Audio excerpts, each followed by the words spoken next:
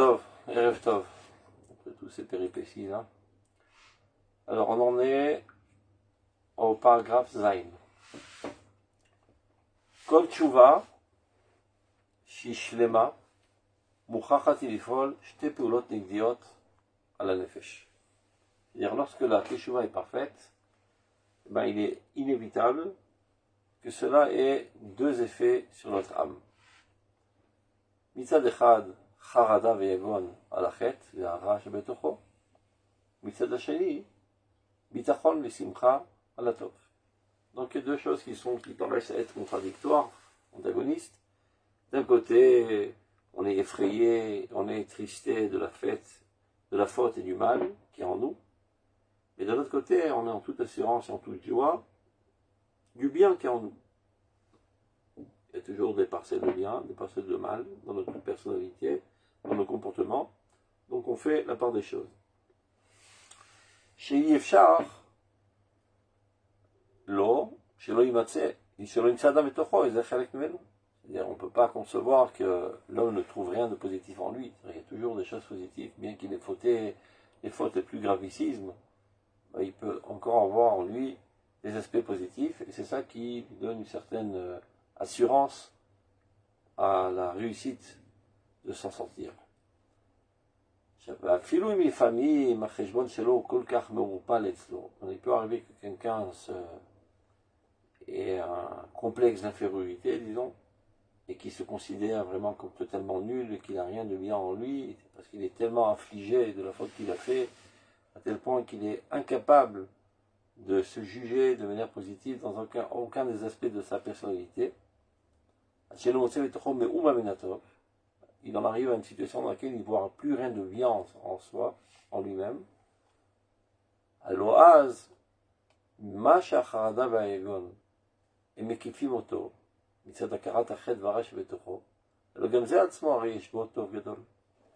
non, il faut être capable dans ces situations tragiques de faire une auto-analyse de cette situation psychologique. Ça veut dire de te dire la chose suivante. Si je me sens tellement mal dans ma peau d'avoir fauté, à tel point que je ne suis pas capable de percevoir un seul aspect positif de ma personnalité, de quoi ça provient? Ben, ça provient tout simplement du fait que je hais le mal. Que le mal réalise en fait un antagoniste total à ma personnalité. Donc si je hais tellement le mal, parce qu'il est antagoniste à ma personnalité, qu'est-ce que ça veut dire de moi? Que je suis quelqu'un de positif. Donc même quand tu tombes dans cette erreur de croire que tu es tellement chuté que tu ne vaux plus rien dans la vie, tu es un nul total, et ben, cette analyse même doit t'amener à une prise de conscience que tu es énormément positif si tu souffres tellement du mal. Il y a des gens qui font le mal et qui se sentent très bien dans leur peau. Si toi tu te sens totalement brisé suite au mal que tu as fait, ça prouve tout simplement que ton essence la plus profonde est totalement positive, et c'est ça en fait qui va te donner plus d'assurance pour t'en sortir. Car comme dans la guerre militaire, on ne peut pas la gagner en ayant le moral à raplapla. Il faut être rempli d'assurance, même de joie. D'ailleurs, même à l'époque des royaumes d'Israël, lorsque nous étions en Eretz Israël, avant de sortir en exil, avant de sortir en guerre, il y avait le Kohen Mashuach Milchama qui faisait un discours de motivation. Parce qu'on ne peut pas gagner la guerre si on est démoralisé. Donc il en est de même concernant la guerre contre nos faiblesses. On ne peut pas sortir au combat si on n'a aucune assurance en soi-même. Donc d'abord, avant tout, il faut se renforcer et d'être convaincu qu'il y a en nous énormément de bien, et ceci me procure de la joie et de l'assurance, et ce n'est qu'alors que je réussirai cette entreprise d'écarter tous les aspects négatifs de ma personnalité. Donc, donc une fois que tu as fait cette analyse, que le fait que tu te sentes tellement mal d'avoir fait du mal, ça prouve que tu es bien, ben ceci déjà te réjouit. C'est le chumia de Yotzamer, beauté, rempli d'assurance, ou malé oz otzma et rempli de puissance, gamanatov, même de ce bien-là. Quel bien? De te sentir totalement nul du fait d'avoir fait du mal. De manière que finalement, toujours, il se retrouve Gam betoch hadikoui yoter gadol, même dans la dépression la plus grande, c'est le rikshia tshuva, qui peuvent accompagner parfois les sentiments de repentance, malheureux. Mais dans cette situation, on est toujours rempli d'un esprit de vie, et chamouch b'yesod mifal, et armé de toutes les forces d'entreprise, d'embrasser et de l'action, mais simchat chaim, la joie de vivre, v'achanat bechkatam, et cette préparation à être prêt à recevoir la bracha d'Akadosh Baruch Hu suite à mon noté de nettoyage de mes fautes. Donc, on conclut rapidement ce qu'on vient d'apprendre ici. C'est tout à fait naturel, normalement, de ressentir deux sensations totalement contraires lorsqu'on fait une tchouva parfaite. D'un côté, une peur, un effroi et une tristesse d'avoir fauté. Et d'un autre côté, se consoler par les aspects positifs qui rendent nous. Mais non, si on a tellement chuté à tel point d'en arriver à un complexe d'infériorité et de ne rien trouver de bien en nous, même dans cette situation, le Rav Kook nous donne une astuce comment s'en sortir, en faisant une auto-analyse et de se dire, si je souffre tellement du mal, ça prouve tout simplement que mon essence est bonne. Et ceci me réjouit et me donne la force et la puissance de sortir au combat et de réussir cette entreprise de la Teshuva. Chet. Teshuvat HaMarshava, קודמת לתשובת המעשה. ותשובת החפץ התמיר, קודמת גם לתשובת המחשבה. ותשובת החפץ התמיר, היא באמת תמיד תשובה מאהבה. אפילו אצל אותם שתשובת המחשבה שלהם היא מיראה. טוב, comme on a dit à plusieurs reprises, il y a plusieurs niveaux de teshuva. Comme il y a plusieurs niveaux, de manière générale, du service divin. Ça peut être tout simplement par peur du châtiment et espoir de la récompense. C'est le niveau le plus bas. Il ne s'agit pas véritablement d'une transformation de personnalité, c'est seulement une transformation de comportement par un facteur extérieur.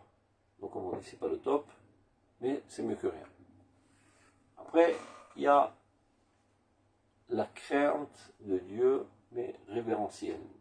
Non pas la crainte du châtiment, mais une admiration de la grandeur de Dieu qui m'amène à avoir une crainte révérentielle de Dieu. Donc je n'ose contredire sa volonté. Plus haut que cela, il y a l'amour de Dieu. Maintenant, quand on parle d'amour, ce n'est pas du romantisme au niveau sentimental, etc. Ça veut dire que je me sens totalement identifié et uni avec l'idéal divin. Je fais ça de manière par un élan intérieur, parce que j'en suis convaincu totalement que c'est la meilleure manière de vivre aussi bien à l'échelle individuelle que collective, nationale, universelle. J'ai compris le projet divin, j'y adhère. Donc je suis uni. D'ailleurs, le mot Ahava en hébreu qui veut dire amour a la même valeur numérique, gematria, que Echad. Je suis totalement un avec le divin. C'est Ahavat Hashem, et donc Tshuva Ahavat Hashem. En delà de cela, il y a un niveau encore plus grand qui s'appelle Iratret, la crainte de la faute. Et faire attention, ce n'est pas la crainte du châtiment, mais la crainte de la faute. Ça veut dire que je vis tellement en idéal d'amour avec Dieu, je me sens tellement bien dans ses bras, j'ai toujours la peur que cette situation extraordinaire s'arrête à cause d'une faute que je ferai. Donc je fais très attention de ne pas fauter pour ne pas casser cet amour entre nous. Maintenant, suite à cette introduction, on va comprendre ce qu'il dit maintenant. Tshuvat HaMarshava, Kodma le Tshuvat HaMaaseh. Il faut toujours que la Tshuva de la pensée précède la Tshuva de l'action. Sans quoi, c'est seulement un changement de comportement, mais ce n'est pas un changement de conception. Ce qu'on veut, c'est servir Dieu avec toute notre personnalité, et essentiellement avec le point culminant de notre personnalité, qui sont nos conceptions. Donc d'abord, je change de carte du point de vue conceptuel, du point de vue de mes aspirations. Après, ça se traduit au niveau de l'action. Maintenant, là, il nous décèle qui est un niveau encore plus profond et qui précède tout. Tshuva achefet satamir. Une tshuva qui est motivée par le désir caché et enfoui qui se trouve au plus profond de mon âme. Qui elle, cette tshuva, précède aussi la tshuva de la marshava. Ça c'est bien d'avoir conceptualisé, compris, etc. C'est tout simplement un profond désir de me rapprocher de Dieu. Je ressens un élan très très fort de revenir vers Dieu. Après, je dois comprendre comment on fait, qu'est-ce que Dieu attend de moi, quelle est la volonté de Dieu, quel est le projet divin pour que j'y adhère et que je l'aide, entre guillemets, à le réaliser. Ça, c'est au niveau de la pensée. Mais avant cela, tout commence d'abord par le Ratzon. D'ailleurs, de manière générale, il faut savoir que le dévoilement premier de l'âme, ce n'est pas le Sechel. Le Sechel n'est qu'un outil aux mains de l'âme. Le premier dévoilement, le plus dévoilant de l'âme, c'est le Ratzon, la volonté. Où se trouve sa volonté? C'est ça, en fait, où tu te trouves. C'est à cette sphère que tu appartiens, c'est à cette sphère que tu aspires, donc c'est le plus profond de ton être. Donc c'est ça ce qu'il faut développer d'abord et avant tout. Mais là on ne parle pas de développement, on parle de ce qui t'arrive de manière spontanée. Donc parfois il y a des gens qui étaient au plus profond de l'impureté, et on ne sait pas comment, il explique dans le premier périple de Rotet Teshuvah, il te route à là, et il ressent très profondément un besoin intense de se rapprocher de Dieu. Cette Teshuvah Tachef et Tatamir, c'est au niveau de la volonté. Et après qu'il y a cette volonté, il faut aussi avoir du Sechel, parce que vouloir se rapprocher de Dieu sans savoir comment le faire, ben ça peut aussi amener à des choses monstrueuses, comme on voit dans d'autres religions, dans le djihad, ou bien les chrétiens dans leur comportement monstrueux parfois au nom de la religion, etc. Il faut savoir que cette volonté de se rapprocher de Dieu, qui peut être à l'état brut, peut amener parfois à des désastres. Donc, il faut canaliser cette volonté vers la pureté. Ça, c'est ce que la Torah nous enseigne.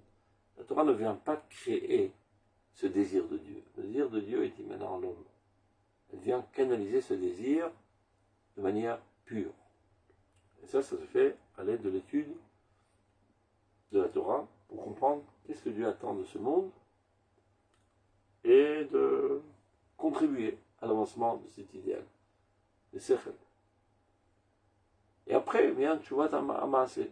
Une fois que tout est fort dans l'intérieur de la volonté, bien compris au niveau de l'intellect, maintenant ceci doit se traduire au niveau de l'action. Maintenant, il rajoute, en conclusion, Tshuvat Tachef et Tatamir, cette Tshuva-là qui provient du plus profond de l'être, le désir le plus caché, le plus enfui, il bémet Amit Tshuva. Ne peut être qu'une Tshuva par amour. C'est pas par une peur du châtiment, c'est tout simplement par un élan d'amour, un besoin intense de me rapprocher de Dieu, par positivité, non pas par un facteur extérieur qui attrape une matraque et qui m'oblige à le faire, ou bien qui me propose une carotte pour m'encourager à le faire. C'est un élan intérieur. Donc le Tshuva à Chafet Tatamir est toujours Tshuva Me'ava. Ce qui n'est pas toujours le cas de Tshuva à Marshava. Des fois, il y a des gens qui font un examen de conscience et qui réalisent qu'ils ne se comportent pas comme il le faut et qui décident de bien se comporter, non pas par amour de Dieu, mais par toutes sortes de considérations, de conformisme, de peur d'être exclu de la société, ou bien de peur du châtiment divin. C'est basé sur une réflexion intellectuelle, mais pas pour autant toujours ça provient d'un amour et d'une adhésion profonde au divin. Ce qui n'est pas le cas de Tshuvat Tachef et Tatamir, qui elle toujours provient d'un élan profond et d'un désir authentique de se rapprocher de Dieu par amour. Donc, Al-Philo et Tzelotam, Tshuvat HaMarshava Shelam Immerira, même pour ceux pour qui la Tshuva de la pensée, la Tshuva intellectuelle, est fondée sur la crainte, ben même chez eux, au plus profond, ce qui a déclenché cette prise de conscience, a commencé d'abord par Tshuva chez la Chefetz Tamir, qui elle est toute pure et toute remplie d'amour. Tête. Il n'y a pas de questions, là je parle tout le temps tout seul, hein, comme un monologue, ça commence à être ennuyeux. Donc si vous avez des questions, j'en serai ravi. On continue. Rabben Shushan, j'ai pas compris les deux plus hauts niveaux. Je vois pas la différence entre les deux. On a parlé de 3 déjà, pas de 2. Alors, oui, enfin, la plus basse, j'ai bien On a compris. parlé, la D'avant. tchouva du Maasé, c'est le changement du comportement. Oui. Maintenant, qu'est-ce qui me motive à changer de comportement? Ça peut être Non, simplement... la peur la parade crête et Ah, j'ai compris. se rapprocher. Les étapes d'avant, j'ai pas Ah, j'ai très bien compris. Donc compris. les 4 étapes, je reprends. Oui. Donc, Oui. il y a 4 étapes dans le service divin, et parallèlement à ça, donc 4 étapes, 4 différentes, disons, motivations au niveau de la teshuva. La plus basse, j'ai compris. La Il n'y plus a pas de problème. basse, c'est la peur du bâton Oui, et la c'est vrai. carotte. Le bâton et Voilà. la carotte. Plus haut que ça, je vais donner un exemple tout simple. Un élève à l'école, d'accord? Il ne peut pas supporter étudier les mathématiques. Et il déteste le prof de mathématiques. Mais il fait quand même ses exercices. Et il réussit à avoir dans tous ses interros 100 sur 100. Mais pourquoi il le fait? Par peur de recevoir une punition. Ou bien parce que son papa lui a promis que si à ton contrôle tu recevras 100%, tu recevras un gros cadeau. Donc il n'adhère ni aux mathématiques, ni à celui qui enseigne les mathématiques. Il est les deux, mais il se comporte au top. Ça, je Mais ça, c'est pas un changement de personnalité. Voilà, ça j'avais compris. Supposons un autre cas de figure. Il n'aime pas tellement les mathématiques, mais le prof de maths, il est tellement empli de grandeur, de noblesse, de bonté de cœur, etc., qu'il admire. Donc, pour ne pas le froisser, il étudie quand même la mathématique. Donc c'est Irat Aromemut, la crainte de la grandeur. D'accord. Et après, à un niveau plus haut, donc il est amoureux du prof, il est amoureux aussi des mathématiques. Il comprend le bien en soi qu'il y a dans la mathématique. Donc ça fait pareil. Il est amoureux de Dieu parce qu'il comprend que Dieu est grand, qu'il a créé le monde, qu'il lui donne la vie, etc., etc. Mais il comprend aussi quel est le projet divin qui nous est décrit dans la Torah. Qu'il y a une ligne historique, il y a un début et un aboutissement à ce monde-là. Et pour y arriver à cet aboutissement extraordinaire, eh ben, il faut construire des choses dans ce monde, ça ne va pas se faire de lui-même. Donc je suis associé à Dieu à l'avancement du monde. C'est ce qu'on appelle un idéaliste. Un idéaliste ne travaille pas pour recevoir une récompense, ni par peur du châtiment. C'est un élan intérieur, par une conviction profonde, que c'est ce qu'il faut faire. Et ce n'est pas une contrainte. Ce qu'il faut faire, mais ça me prend la tête. Non, j'en suis ravi, j'en suis joyeux, je suis en toute allégresse de le faire. Et si je peux faire encore plus, je le ferai de tout cœur. Je suis amoureux aussi de l'idéal. De celui qui a conçu l'idéal et de l'idéal lui-même. L'avodat d'Hachem et Ava. Alors, une fois que je vis dans cet idyllisme de proximité divine, pour rien au monde, je voudrais la perdre. Donc je suis toujours sur mes gardes de ne pas casser cette union, qui retraite. Donc si vous voulez un autre exemple, un homme et une femme qui vivent dans un amour extraordinaire, qui leur procure un bonheur intense, pour rien au monde, ils voudraient casser cette situation. Donc ils sont toujours très attentionnés de ne pas vexer l'un l'autre pour ne pas, chas v'shalom, couper cette relation. C'est clair?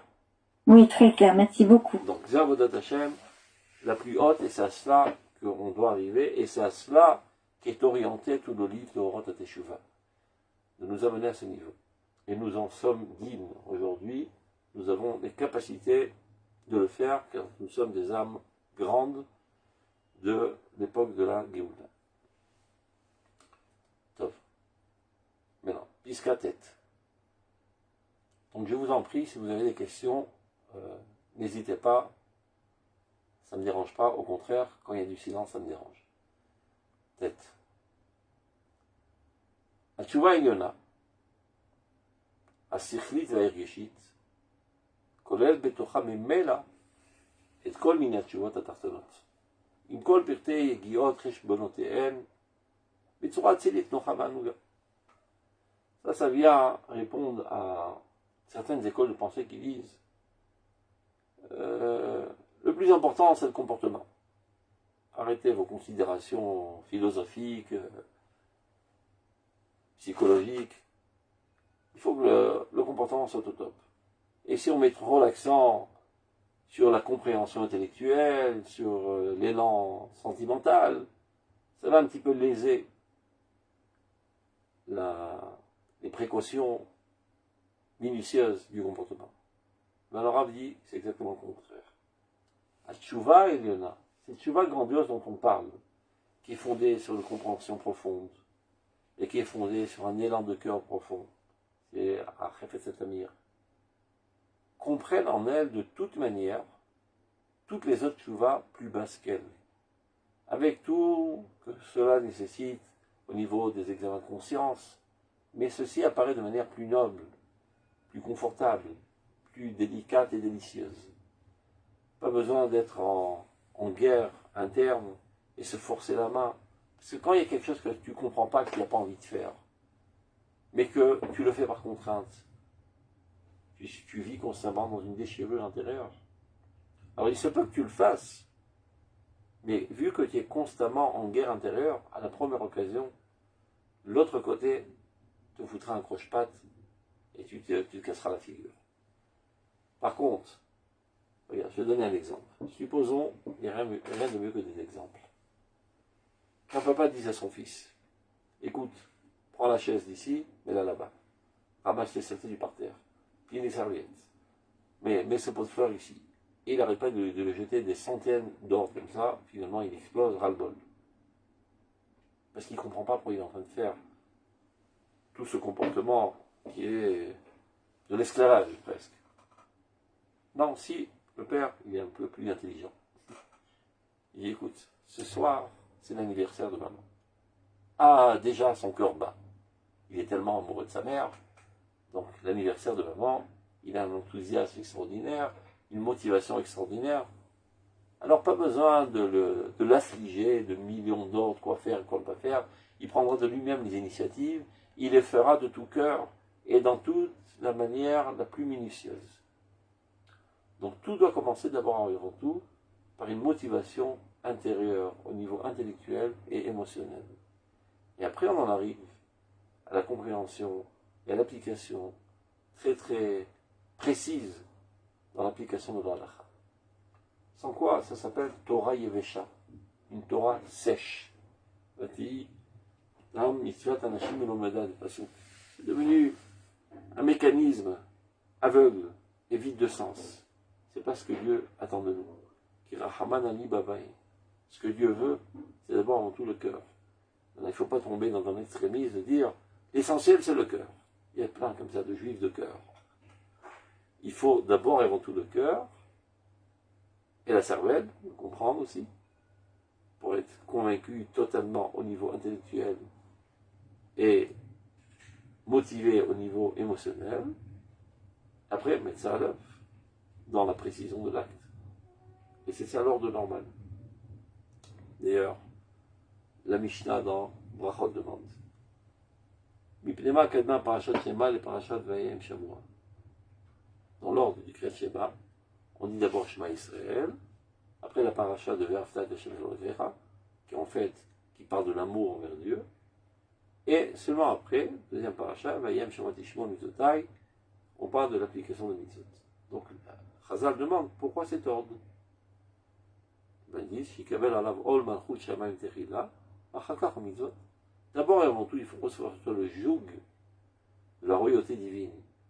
Quand on dit le joug, c'est un petit peu il y a une connotation française de quelque chose qui est une contrainte. En fait, c'est d'adhérer totalement au royaume divin, d'adhérer totalement à l'idéal divin. Et d'en être enthousiasmé, empli d'élan idéaliste, etc. Et après, automatiquement, de toi-même, tu chercheras comment t'appliquer de manière très minutieuse à la réussite de cet idéal par Dafka, la mise en pratique de tous les plus petits détails, car tout idéal, toute entreprise, dans tous les domaines de la vie, Si on n'est pas minutieux sur tous les plus petits détails, rien ne réussira. Même un artiste rempli de muse, etc., qui veut dessiner un tableau extraordinaire, qui est prenant, enthousiasmant, etc. Et finalement, ça dépend de quoi sa réussite. Les tout plus petits détails, des couleurs, qu'elles soient vives, qu'elles soient exactes, et le pinceau, le tracé exactement de cette manière et pas d'une autre manière, etc., etc. Donc même les choses les plus grandioses, les plus enthousiasmantes, etc., sont fondées, en fin de compte, sur la précision la plus minutieuse. Donc, quand je suis profondément mobilisé pour cet idéal, c'est ça ce qui me donne la motivation à descendre dans tous les plus petits détails. C'est ce qu'il est en train d'expliquer dans le Piscatet. Piska Yud. Baal Torah, Elo Takana Teshuva, Kim Batorah, Valéda Torah. Qu'est-ce que ça veut dire Baal Torah? Traduction littérale, celui qui est marié avec la Torah, ou bien celui qui est propriétaire de la Torah. Qu'est-ce que ça veut dire? Comme il y a les Avdim dans le mal, il y a des gens qui parlent du Lachon Hara. Ça, malheureusement, ça nous arrive à tous. Si ce n'est pas de Lachon Hara Mamash, Avak Lachon Hara, de la poussière de Lachon Hara. Mais il y a d'autres personnes qu'on appelle Baalé Lachon Hara. Ce sont les propriétaires du Lachon Hara. C'est des gens qui sont mariés avec le Lachon Hara. C'est-à-dire toute leur vie, c'est du Lachon Hara. C'est des gens mauvais, jusqu'à la moelle épinière, qui ne pensent que mal des autres. Et donc ils ne disent que mal des autres. Donc c'est une identification totale avec le mal. L'Avdil, au contraire maintenant, à l'autre opposé. Yesh Baal Torah. Il y a des gens qui étudient la Torah de temps à autre. C'est-à-dire ils ont leur vie, et de temps à autre, ils vont étudier la Torah. Et il y en a d'autres qui vivent la Torah constamment. Ça ne veut pas dire pour autant qu'ils étudient 24 heures sur 24. C'est comme quelqu'un qui est amoureux de sa femme. Ça ne veut pas dire qu'il est 24 heures sur 24 à côté de sa femme. Il va au boulot, il fait du sport, il va faire les commissions, il s'occupe de ses enfants, il a des millions d'activités. Mais constamment, sa femme est dans son cœur. On raconte que, je crois que c'est à la guerre mondiale, les soldats, ils prenaient un foulard de leur femme, avec le parfum de leur femme, ils le mettaient sous le casque. Pour bien qu'en étant au combat, est toujours lié à leur femme. Et c'est ça ce qui leur donnait leur motivation de continuer de combattre et de vouloir continuer à vivre. Parce que parfois, au combat, c'est tellement amer qu'on peut se dire, Tov, il vaut mieux se faire tuer que continuer, j'ai plus de force. Et c'est ça ce qui leur donne la force de vivre. Donc chez nous, notre force de vivre, évidemment, notre femme, nos enfants, etc., mais la source de tout cela, c'est le divin qui se trouve dans tous ces êtres que nous aimons. Kadosh Baruch Hu. Donc Baal Torah, c'est quelqu'un qui est marié avec la Torah, qui vit la Torah, qui respire la Torah. Quoi qu'il fasse, il est toujours pour la Torah. Dans toutes les autres activités qu'il fait, il le fait, mais en arrière-plan, il pense toujours à l'idéal divin. C'est Baal Torah. Et donc il s'adonne à tout moment libre à l'étude de la Torah pour mieux comprendre quel est cet idéal, comment il se réalise dans tous ses plus petits détails, etc. Donc une telle personnalité, dit le Rav, elle no takana teshuva ki Torah. Même sa teshuva ne peut réussir que par le biais de la Torah et par la Torah. Ça veut dire qu'il n'aille pas perdre son temps à aller faire toutes sortes de jeûnes et lire des textes interminables de Tachanoun, etc., mieux vaut qu'il s'adonne à l'étude de la Torah davantage, aussi bien en quantité qu'en qualité, et c'est ça ce qui effacera sa faute et le remettra sur le bon chemin. Chacun son profil.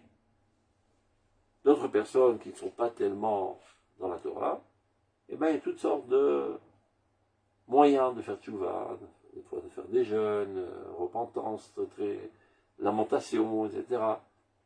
Ça, c'est pas adéquat au Baal Torah. Baal Torah, sa manière ultime, on va dire, de se rapprocher de Dieu, c'est par le biais de l'étude de la Torah. Donc lorsqu'il a fauté, et ça arrive à tout le monde, eh bien, retournez de plus belle à la Torah. Et surtout ne pas se dire, je suis tellement sale, comment oserais-je toucher à la Torah, je vais l'impurifier. Alors Hazan nous ont déjà dit, n'ayez crainte, alors que Esh Devarim Neum Hashem, dit le Pasuk. Ma parole, c'est la Torah, dit Akadosh Baruch Hu, elle est comme du feu. Ma Esh Eno Mekabel Tuma, Gam Diva Torah, Ena Mekabelin Tuma. De la même manière que le feu ne peut être imprégné d'impureté, mais la Torah aussi, qui est tout de feu, ne peut être imprégnée d'impureté. Donc même si tu as fauté et tu t'es totalement impurifié, ne te sens pas sale et inadéquat à étudier la Torah. Au contraire, c'est en retournant à la Torah que le feu de la Torah te purifiera, comme le liboun qu'on fait pour cachériser les ustensiles à Pessah, avec du feu. Donc ça, c'est concernant l'étudiant de la Torah. Maintenant, en parallèle avec cette compréhension, le Rav Kook va monter d'un stade. Ou Baal Marshava Penimit, Eno Teshuva, Kim Marshavazu, va le dire Marshavazu. Maintenant, il y a notre profil. C'est quelqu'un qui a une pensée profonde. Qu'est-ce que ça veut dire? Par contre, on l'a dit à plusieurs reprises, dans la Torah, il y a plusieurs aspects. Il y a les aspects techniques de la Torah, et il y a les aspects idéologiques de la Torah, de la pensée, des idéaux, des finalités de la Torah, dans la création du monde, etc. Donc il y a des gens qui étudient la Torah seulement dans les aspects techniques. C'est ce qu'on appelle halakha. Et c'est ça toute leur vie. Et ça leur procure une satisfaction extraordinaire, ça leur rapproche de Dieu, ça les emplit de crainte de Dieu, d'amour de Dieu.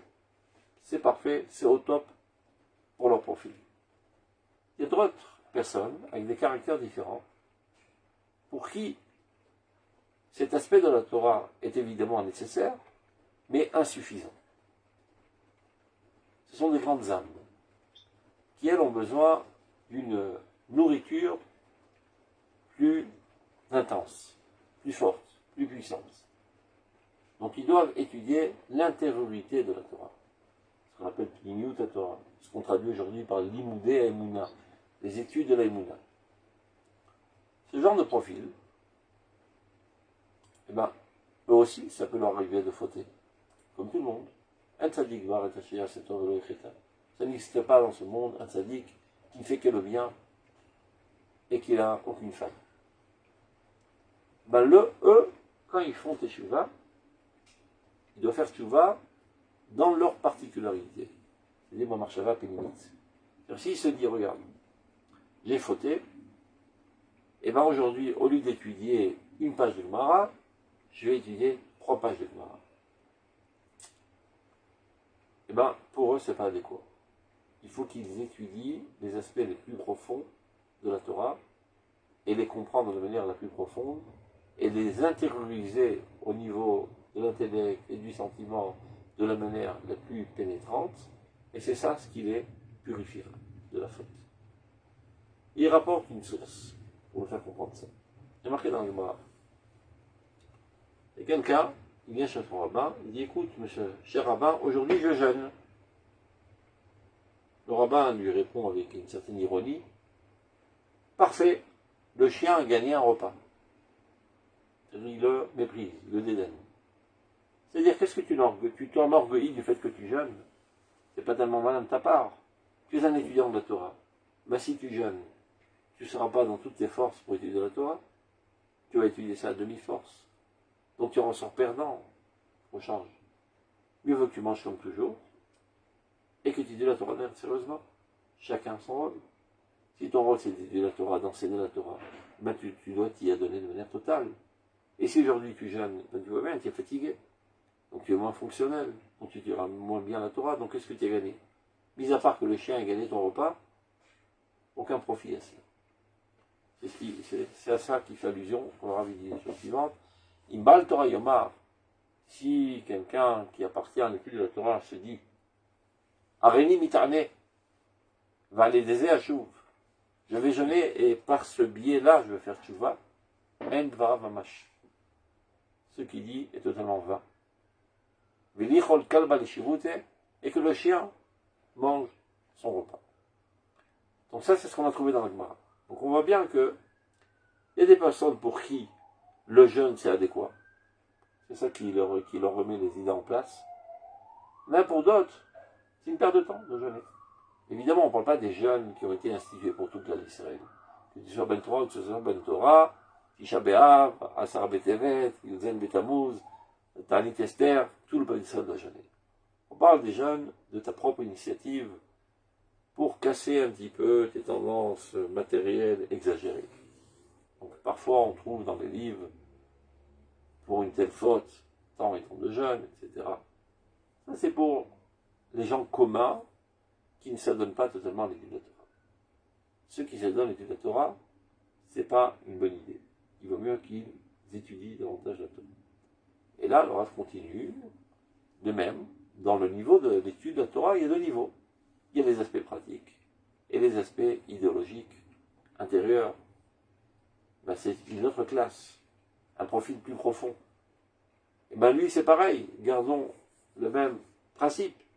S'il se dit, ce genre de type, ce genre de personnalité, comme j'ai fauté, aujourd'hui, je vais rajouter en quantité. Ben, c'est pas fait pour toi. Ça laisse pour les gens qui s'adonnent à la quantité et à la technicité. Aujourd'hui, tu rajoutes en approfondissement de la compréhension de Pnimiut Torah. Et en vivant de manière plus intense ces vidéos. Donc, ou Baal Marshava Penimit, de la même manière, dit le Rav. Chez Omer, Arimisha Veshkeda Gashmit Ritzolit. Je fais le Tshuva en m'adonnant plus d'heures et plus de, disons, de compréhension dans l'étude des aspects techniques de la Torah. El lo teshuva. Ceci ne lui procurera aucune teshuva. Shuvato mucharat liot elena. Il n'a pas le choix que de s'élever aux plus hautes sphères pour faire teshuva. Parce qu'il appartient à cette sphère. Il vit ces sphères constamment. C'est ça son monde. Donc c'est dans ce monde qu'il doit se réparer. Shuvato mucharat liot elena ruchanit adina. Spirituel et empli de noblesse et de délicatesse. Chofshit, en toute liberté. Memulaha or kodesh kodashim, empli de lumière du Saint des Saints.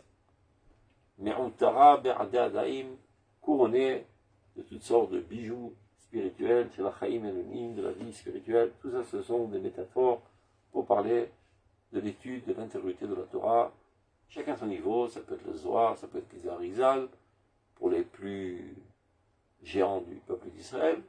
Pour les gens comme nous, ben c'est les livres des Mouna qui traduisent les mêmes notions dans un langage accessible. Donc c'est le Kuzari, Maharal, Mori Nevuchim, les écrits du Rav Kook, etc., le Chassidut, qui parlent plutôt de Chovot et Levavot, les obligations du cœur, les aspirations profondes de l'être, etc.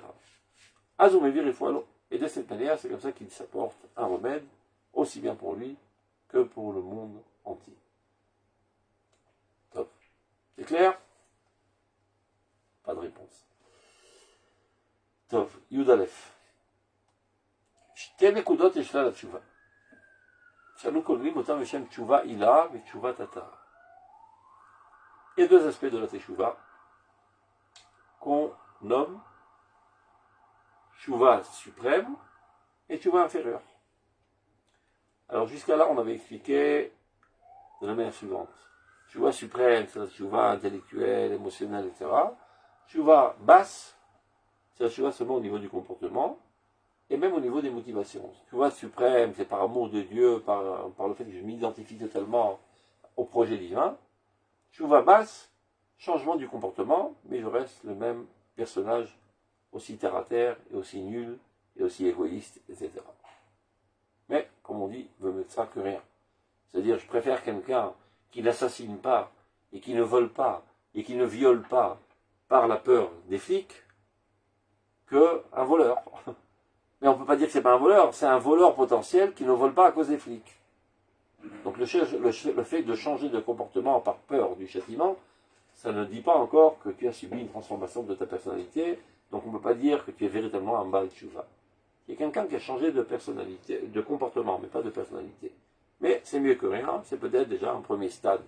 Parce que quelqu'un qui est profondément embourbé dans l'impureté, il a peu de chance à comprendre les hautes sphères de la spiritualité. Ça réalise un écran à sa perception des choses. Donc dans un premier plan, parfois, il n'y a pas de choix que de passer par cela. Ce que le Rav ne préconise pas concernant notre génération. Dans l'analyse de la génération, qui s'appelle Mahamar Ador, qui est un article très très important du Rav Kook, l'article de la génération, il fait l'analyse suivante, que cette génération se caractérise par le fait qu'elle est grande dans ses capacités, ses potentialités, ses aspirations, et petite dans le dévoilement de ses potentialités, ce qui crée une certaine gêne. Comment les apprécier, les évaluer? Et Manorav, il dit, on ne doit pas évaluer quelqu'un en fonction de son comportement, mais en fonction de son intériorité, de ses capacités. Tel que Dieu l'a fait d'ailleurs. Lorsque nous étions sortis d'Égypte, et que Dieu nous a ouvert la mer Rouge, et a noyé les Égyptiens, les anges ont râlé. Ils ont dit au bon Dieu, mais c'est quoi ça, tu fais de la préférence? Ceux-ci sont de la racaille, et ceux-là aussi sont de la racaille. Les Égyptiens sont des idolâtres, et les Juifs aussi sont des idolâtres. Alors pourquoi tu sauves les Juifs, et tu noies les Égyptiens? Ça, c'est une approche qui est fondée seulement sur Sachar Ve'onesh, Anagat, Sachar Ve'onesh. Une approche plus profonde, Anagat Ve'echud. C'est une compréhension profonde de l'essence des choses. Et Dieu leur boucle la bouche en leur disant, Has, fermez-la, Xera Milfanai. Alors, ceux qui ne savent pas lire les Midrashim, ils pensent que voilà, Dieu il est capricieux, vous la fermez, c'est moi le boss. Il vient dire par là que moi, je ne juge pas seulement en fonction des aspects extérieurs des choses, mais en fonction des potentialités. Patience. Cette potentialité qui se trouve aujourd'hui au Israël, qui n'est pas mise à l'œuvre, parce que ça fait 250 ans, 210 ans qu'ils vivent en Égypte, donc ils ont été influencés de la culture environnante, petit à petit, elle apparaîtra, et c'est en fonction de cela que je les juge, et c'est pour ça qu'il les sauve. À l'instar de cela, le Rav Kook aussi adopte exactement la même approche envers cette génération. Si Dieu a choisi cette génération pour apporter la Géoula, il sait ce qu'il fait. Il sait ce qu'il fait, et c'est lui en plus qui injecte les âmes adéquates à ce tournant historique. Donc il a mis dans cette génération des âmes grandioses comme on n'en a jamais vu depuis des millénaires. Le fait qu'elles n'apparaissent pas encore dans leur aspect le plus haut, c'est par cause de toutes sortes d'incompréhensions, et très souvent malheureusement de la manière dont la Torah est expliquée par la grande majorité, je dirais, des enseignants, de manière petite, de manière mesquine, de manière individuelle, de manière égoïste. Alors qu'on a affaire à une génération grandiose qui a des aspirations idéales, nationales, universelles. Et quand tu rapetissis la Torah au niveau individuel de dire tu te comportes bien, tu auras une récompense, tu te comportes mal, tu te ramasseras une matraque. Donc en fait, c'est de l'égoïsme, toute cette Torah. Et donc ça révolte. Donc cette explication petite entraîne une révolte. L'hérésie de la génération qui est fondée sur un élan de moralité suprême. Mais en fin de compte, c'est des historimes, c'est des souffrances, cette crise d'hérésie. Mais, historimes ou marquim, ce sont des souffrances qui polissent, qui nettoient, qui vont nettoyer la Torah, qui vont redonner à la Torah sa véritable dimension. Car les rabbins, voyant que leur message n'est plus audible, n'a plus d'influence, n'auront pas le choix que d'aller eux-mêmes faire un upgrade, d'aller se ressourcer et d'apprendre la véritable Torah profonde, adéquat au niveau suprême de la génération. Et donc celui qui en gagnera dans l'histoire, c'est Akadosh Baruch Hu et sa Torah. Donc, tout ça, c'est une explication très profonde qui est profondément expliquée, largement expliquée dans l'article de la génération que je vous conseille vivement d'étudier, d'autant plus qu'aujourd'hui on l'a traduit en français, donc c'est accessible. Mon cher ami Menachem Regeger a fait une traduction parfaite, vous pouvez acquérir le livre. Tov. On reprend. Maintenant, on va donner un autre aspect de Tchouva Ila, Tchouva Tata. À Tchouva Ila, il y a Tchouva Ba'ad Atzmo. La Tata, il Ba'ad Haolam. Donc là, ça paraît assez surprenant ce qu'il dit le Rav, mais on va tout de suite comprendre à quoi il fait allusion. Il y a la chose suivante. La Tchouva suprême est la Tchouva pour soi-même, alors que la Tchouva basse est la Tchouva pour le monde. Donc ça ne respire pas tellement l'ambiance du Rav Kook. Il a toujours parlé de la grandeur qui s'exprime dans l'universalisme et la petitesse dans l'individualisme. Donc a priori, cette phrase dit exactement le contraire de toute la théorie du Rav Kook. On va comprendre que ce n'est pas à cela qu'il fait allusion. Regardez. לעולם, הנקודה העצמית המיוחדת של האדם בתוכיותו היא הרבה יותר גבוהה, נשגבה ונעלה מכל מה שהוא שופע ממנו ולחוץ. Ça veut dire que le point le plus essentiel et le plus spécifique de l'homme dans son intériorité est bien plus grand, et bien plus haut, et bien plus noble que tout ce qui découle de lui-même. Ça veut dire il y a l'essence et il y a le dévoilement de l'essence. Et toujours le dévoilement de l'essence est infime relativement à l'essence elle-même. יש אדם שכשהוא בא לידי התשובה העצמית שלו היה צריך להרבות במחשבה. Alors, quelqu'un qui veut faire une véritable tchouva, c'est une tchouva intérieure, ce dont on a parlé précédemment, une transformation de personnalité, ben, il doit penser profondément, réfléchir, et re-réfléchir, etc. Ça prend énormément de temps. Mais de fait, ceci vient au détriment des heures d'étude de la Torah, parce qu'au lieu de terminer encore quelques pages du Talmud, et encore quelques chapitres de la Bible et des simanim de Shulchan Aruch, il est là en train de penser, de cogiter, etc., etc. Donc, quantitativement, il pourrait penser qu'il perd. Bah, les ma'ed belimoud, mais l'arbot des tsiour. Et par contre, investir énormément à la pensée, à la compréhension, etc. Bah, les aisés, bah, les ma'ed de maassé. Et donc, il peut se dire, finalement, j'en perds au niveau de l'action. Je ne m'adonne plus, moins, au niveau du dévoilement. בעיקר לזכך את תוכיותו כדי שיעמוד צירוף וחופשי באמת. וכל זה נוהג בתשובה אלה, התשובה העצמית. Et telle a l'air la tchouva suprême, la tchouva de ton intériorité. Ça veut dire que tu t'adonnes essentiellement dans le nettoyage intérieur, dans le changement de conception, dans le changement de tes aspirations.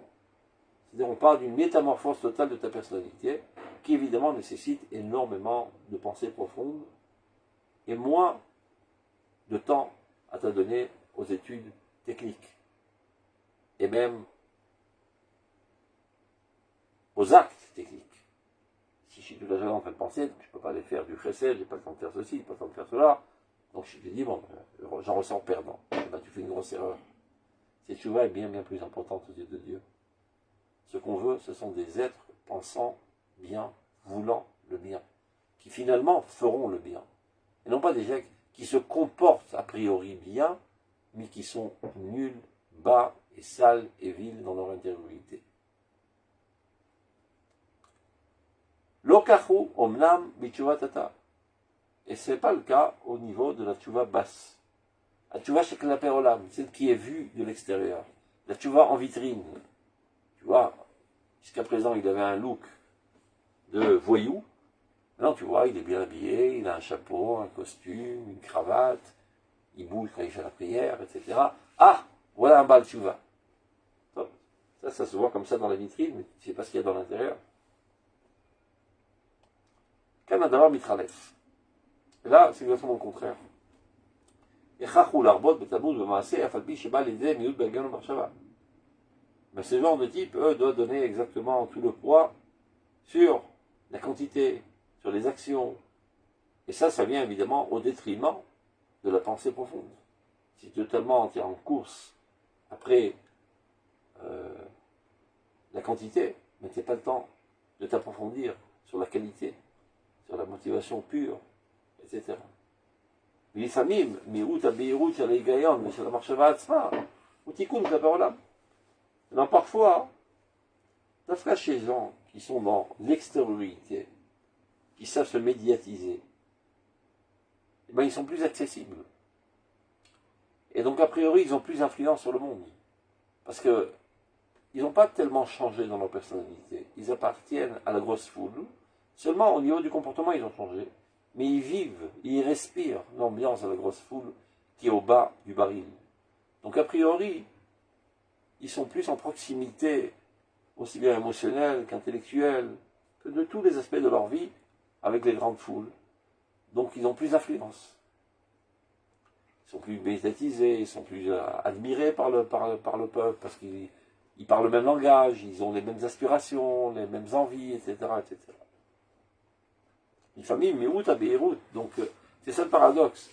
Dafka, sa petitesse le rend plus apte à avoir une influence sur les grosses foules.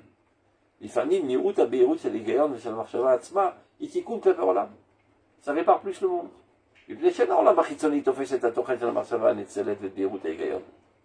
Le monde extérieur, c'est les grosses masses de l'humanité, n'est pas à même de comprendre les pensées profondes et nobles et hautes, etc. Ils vivent dans le jour, ils vivent dans le présent, ils vivent dans la consommation. C'est ça leur monde.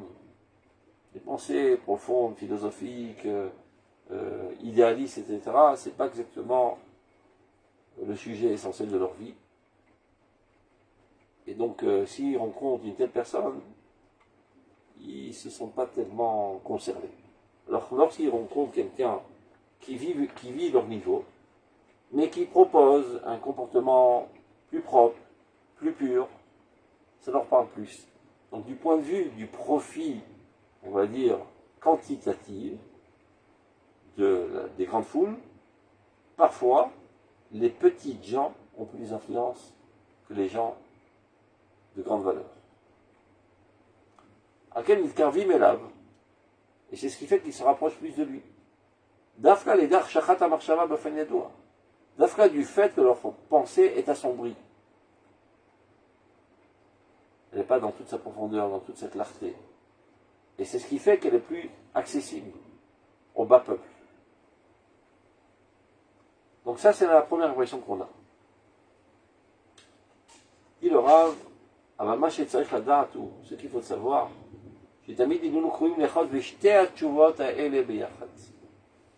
en fait, il faut saisir les deux tshuvot ensemble. Atshuvah tata, il comme au gouffre, ou kli la tshuvah ila. La tshuvah basse est comme le corps, est comme un ustensile aux mains de la tshuvah suprême. וצריך לכונן את המעמדים בצורה כזאת, שכל העתקה של התשובה הילאה תעתיק גם כן את התשובה התתאה, לדחוף אותה כלפי מעלה, וכל העתקה של התשובה התתאה היא גם כן תאמץ ותיתן עוז לתשובה הילאה. Donc le top, l'idéal serait la chose suivante, que la tchouva suprême qui est fondée sur la pensée profonde, etc., ne s'arrête pas là, mais décante au plus bas de la personnalité et change totalement le comportement. Et de même, celui qui a commencé par le bas, par un changement comportemental, lui aussi qui ne se suffise pas seulement de cela, mais qui se sert de ça comme une planche à sauter pour s'élever aux hautes sphères. כל העתקה של תשובתה היא גם כן תאמץ את העוז התשובה הילה. שאף על פי שבחיצוניות צורתן הן כן צורות זו, bien que dans leur aspect extérieur on a comme l'impression qu'elles sont totalement antagonistes ces deux genres de teshuvah, בפנימיותן אינן רעים דלה מתפרשים. Au plus profond de leur être, il s'avère qu'ils sont comme deux amis qui ne pourraient se séparer. Donc, on va résumer ce qu'on a dit parce que c'est assez complexe. Il parle de deux genres de teshuvah. Il a, Betata, mais pas comme la définition qu'il a l'habitude d'expliquer dans son livre. Il a, c'est le teshuvah d'un approfondissement de l'idéal et un changement, une métamorphose totale de la personnalité. ceci est bon pour lui, parce que c'est l'essentiel de la vie, mais pas toujours bon pour l'entourage. Parce que l'entourage, qui est de manière générale assez bas, ne peut pas accéder à cette profondeur, donc on ne voit pas en quoi ce bonhomme peut avoir tellement d'influence. Dans d'autres textes, il parlera de l'influence cachée, saudite, qui est bien plus grande que toute influence révélée. Mais là, ce n'est pas le sujet de ce paragraphe. Par contre, il y a d'autres personnes, en fait, ça dépend en fait de la personnalité. Même dans le monde du rôle, c'est pareil. Il y a des gens, par exemple, qui ont des travaux manuels, et d'autres des travaux intellectuels. Et même dans l'intellectualisme, entre guillemets. Il y a des gens qui s'adonnent à la philosophie et la poésie, et d'autres à la physique. Même au niveau intellectuel, il y a différents niveaux de profondeur. Donc il y a des profils différents, qui probablement dépendent d'âmes différentes.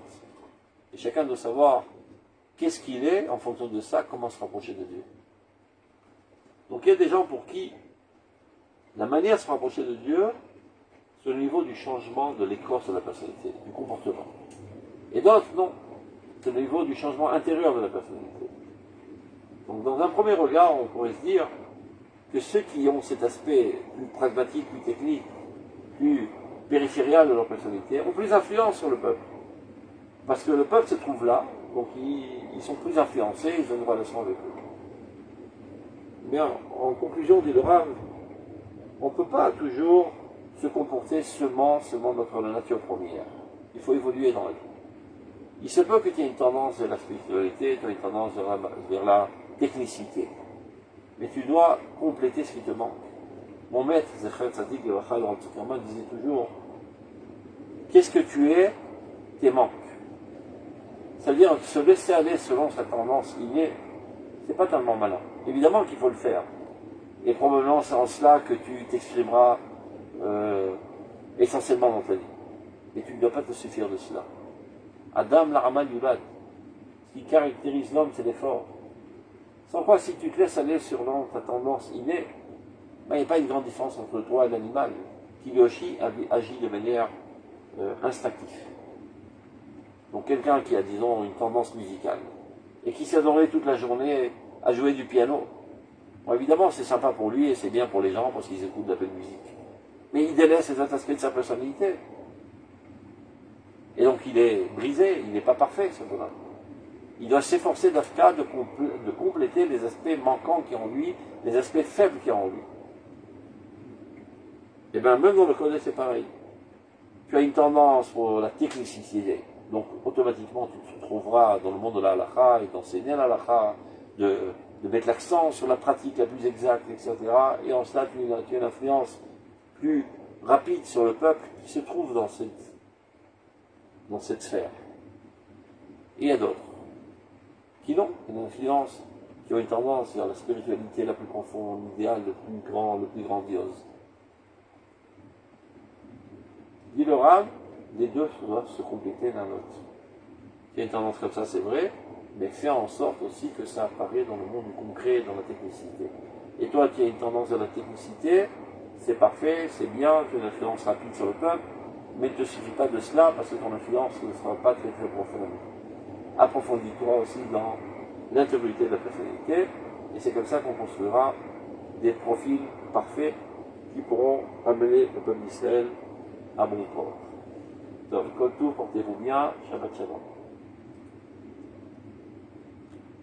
Merci beaucoup, Shabbat Shalom. Merci beaucoup. Entre-temps, s'il y a quelqu'un qui s'y connaît en Zoom, qui m'explique la prochaine fois comment enlever ce background-là, avec des palmiers, et qui me mettent de soleil dans les lunettes.